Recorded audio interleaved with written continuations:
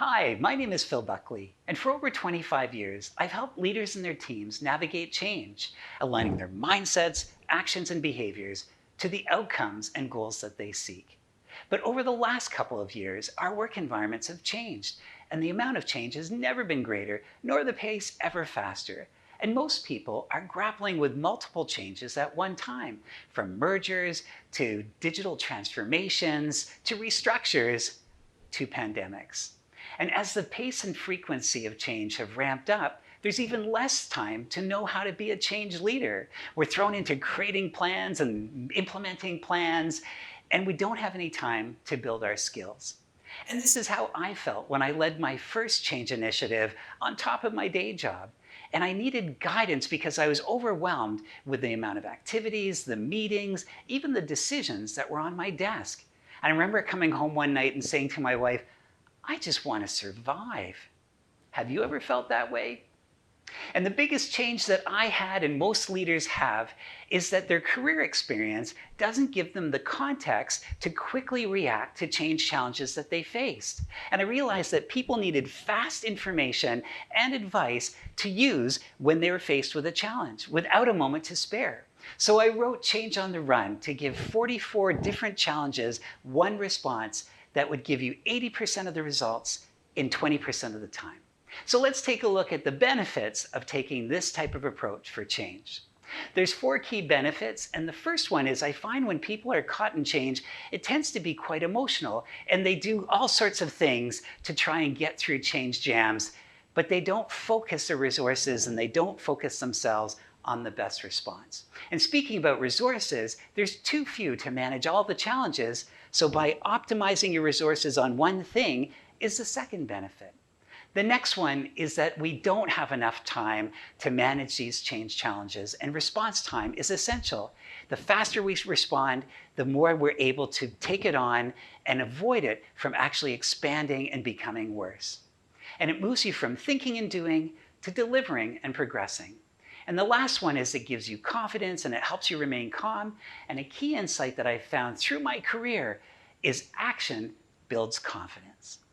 So there's 3 areas of change capability: managing me, managing the work, and managing others. For managing me, it's so important for you to be able to manage your own change challenges before you help others to manage theirs. It's like putting your oxygen mask on first. Managing the work, you can think of the mechanics of change as really being a beginning, middle, and end, with each area having tasks and responsibilities. Being able to manage them quickly allows you to actually move forward and not get bogged down in the mechanics of transitions. And finally, managing others, change is a team sport, and you have to create an environment where people feel engaged, that they take on the response and they take on the change willingly and believe themselves to be the co-creators of change. So let's take a look at each one of these. I'll give you one example to show you how the 80-20 rule works. The first one, managing me, is remaining calm under pressure, a key skill. And what to do there is I find that the fight, flight, and freeze response is so prevalent in change, it's a pressure cooker. So how do you remain calm under pressure? Take control of the action. And the first thing that you do is, number 1, is you concisely summarize what's going on when you think things are getting emotional, they're getting tense, you take the driver's seat. And then you actually put a pause and you say, let's just summarize where we're at right now. Let's take a step back and see where we're at and start comparing facts. And you move yourself from actually interrogation and things going down to a downward spiral to validating where you're at, which is not an emotional response, it's more a rational one. Once you realize that we've got a combined view of what's happening, state your views and the best way forward. Again, you're in control.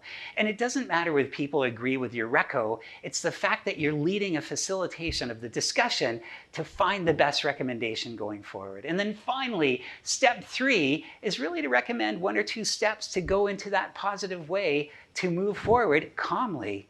And again, getting people involved in the best steps is a way to get co-creation, moving people from passive critiquing to active co-creation and support. So that's remaining calm under pressure. Here's a tool that I find is really helpful. Again, you're short of time and you want to be calm under pressure. Pick a leader that you think is really good at being calm and that they're able to manage through without letting their emotionals fly. And in doing that, I find that you can actually subconsciously take on their attributes and mirror them, which in turn will make you feel calmer under pressure. So the 3 things I'd recommend you do is watch them to see what they do. Take a look at one of your favorite leaders who does this. What's the expression on their face? Are they moving a lot? Are they gesticulating a lot? Are they looking calm? Second, what are they saying? Are they succinct? Are they verbose? Do they talk first? Do they talk last? And then the last one is really what's going on with their eyes. Are they looking at everybody, making sure that everyone is feeling like they're part of the conversation? Are they looking at their notes? Are they looking somewhere else? And when you put it all together, you've really got a model of how to be calm. And the first step, if you're caught and you need to do it quickly, just follow what you've seen. So let's move on to the second area, managing work. Assessing risks is essential for all businesses and all change initiatives throughout all the phases, from planning to execution. And it makes sense because we're always trying to manage the future when we're planning for change. And we don't know what that's going to be. It only makes sense that things could go wrong. So the first thing to do in your 80-20 approach to managing risks is really figuring out what could go wrong throughout the initiative. And it doesn't really matter for your first step to see what could go wrong, whether you do it or what I like to do is bring people together from the project and then really try and brainstorm to see what could go wrong. The second part is to assign high and low value ratings for the impact and the probability of each of these risks. And I love the high-low because it's a forced choice. You can't pick a middle. Is it high? Or if it's not high, it's got to be low. And then the last thing is really to create a chart where you've got impact and likelihood. And likelihood is on the vertical axis and impact is on the horizontal axis. And when you take a look at that, it gives you a very beautiful visual view of all the risks that you've got quickly. So here's what it looks like. And again, the top right-hand corner, a very, very fast approach. You could do this in an hour. It really does communicate what the biggest risks are. And once you have an agreement on the chart, you make contingency plans or really fallback plans for what would happen if it actually did occur. And again, the more you can do it with the group, the better. So that's risk assessment and a really quick way of doing it with an 80-20 approach. Let's go to the last one, which is managing others. Addressing resistance is a challenge for all change initiatives, and you should expect it.